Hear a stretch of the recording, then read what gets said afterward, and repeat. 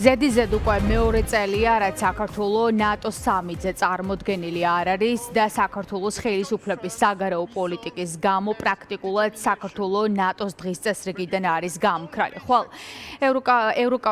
ნატოს ლიდერები შეიკრიბებიან ანკარაში, აქ ჩადის ამერიკის შეერთებული შტატების პრეზიდენტი დონალდ ტრამპი, ნატოს სამიტზე მიწვეულია ვლოდიმირ ზელენსკი, უკრაინის პრეზიდენტი, თუმცა აქ არ არის დაპატიჟებული საქართველოს ძალიან მნიშვნელოვანი სამიტი იქნება ხვალ და ამაზე ძალიან დიდი მედებს ამყარებენ ამ სამიტზე ნატოს ლიდერებიც მათ შორის, რადგან ორ მნიშვნელოვან საკითხზე იქნება აქ მსჯელობა. პირველი, ნატოს თავდაცვის უნარიანობის გაზრდა და ნატოს წევრმა სახელმწიფოებმა, საუბარია 32-ვე ქვეყანაზე, უნდა გაზარდოს თავდაცვის ხარჯები მთლიანი შიდა პროდუქტის 5%-მდე, ხვალ უნდა მიიღონეს გადაწყვეტილება და საბოლოო ჯამში ყველა ქვეყანამ უნდა შეიტანოს გაცილებით დიდი თანხა ნატოს თავდაცვის უნარიანობის გაზრდის გამო. ეს რა თქმა უნდა ამერიკის შეერთებული შტატების პრეზიდენტის დონალდ ტრამპის წნეხის ფონზე და მეორე მნიშვნელოვანი საკითხი, რაზეც იქნება გადაწყვეტილება მიღებული, ეს არის უკრაინისთვის გრძელვადიანი დაფინანსება და დაფინანსების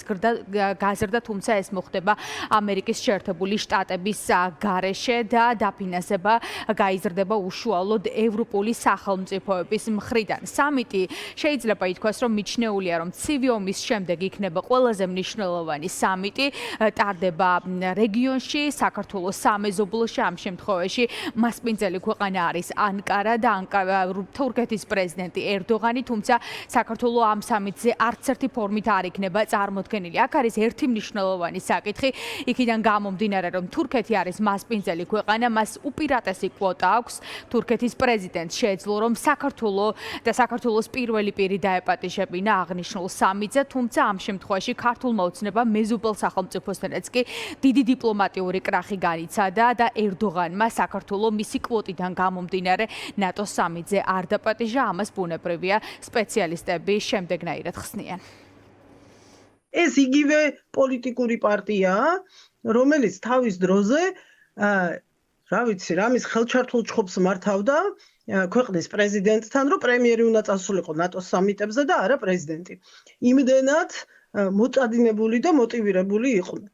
ხო, დღეს მოვედით იქამდე, რომ ჯერ რამდენიმე წლის წინ პირველი პირის დონეზე თავად თქვეს უარი სამიტში მონაწილეობაზე და საგარეო საქმეთა მინისტრი გაუშვეს მაშინ და იმის შემდეგ ჩვენ უკვე აღარ მიგვიღია მოსაწვევი არც ერთი სამიტიდან. ის რომ ანკარაშია სამიტი და იქაც არ დაგუპატიჟოს, არის დამატებითი პრობლემა, რა თქმა უნდა, ქართული სახელმწიფოსთვის, იმიტომ რომ კიდევ ერთხელ გავიმეორებ, ანკარას თვითონ საკუთარი ინიციატივით შეეძლო, რომ ესეთი მოსაწვევი მეზობელი სახელმწიფოებისთვის გაეგზავნა. თუ თბილისი დუმს ერთი ვერსია და მეორე უარესი, რაც ახლა ჭირთ, რაღაცა საბრძოლო რეჟიმში არის ნატოს და ევროკავშირის წინააღმდეგ, ხო, რა თქმა უნდა, ესეთ დროს არ უნდა ველოდოთ, რომ ვინმე ჩვენს კარზე დააკაკუნებს. ნატოში სამიტზე რომ არ გეპატიჟებიან, შეიძლება ეს ვინმეს მოეჩვენოს დიპლომატიურ პოლიტიკურ მარცხად, მაგრამ სინამდვილეში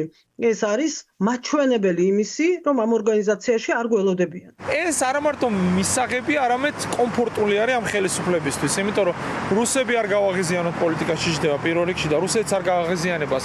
ჩვენ ისეთი პირი უჩანს, რომ სუვერენიტეტს და თავისუფლებასაც გადავაყოლებთ და მეორე რაც თავია, ნატო ნაწილობრივ ასევე არ არის მხოლოდ პოლიტიკურ სამხედრო ორგანიზაცია, დემოკრატიული ღირებულებებიც არის და ერთი თავი ნატოს თავიდან ბოლომდე ამაზეა მიძღვნილი 4 ძირითადი პუნქტიდან, რაც გჭირდება რომ დააკმაყოფილო 4 თავიდან. იქ წერია სასამართლო თავისუფლებაზე, მედიის თავისუფლებაზე, პრესის.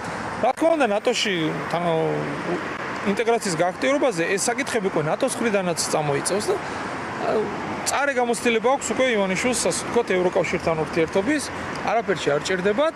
ჩვენი იზოლაცია მათთვის არის მიზანი, იმიტომ რომ ეს ვერ მოხდება შემთხვევით. კარგი ამბავიც გვაქვს მანდ. მე რამდენადაც შემცნობილია ჩვენი შოსის, შანხაის უსაფრთხოების ორგანიზაციის, რომელიც როგორც ანტინატო ისე იქნებოდა, იქ იგეგმება საქართველოს მიწვევა როგორც დამკვირვებლად ამ ეტაპს.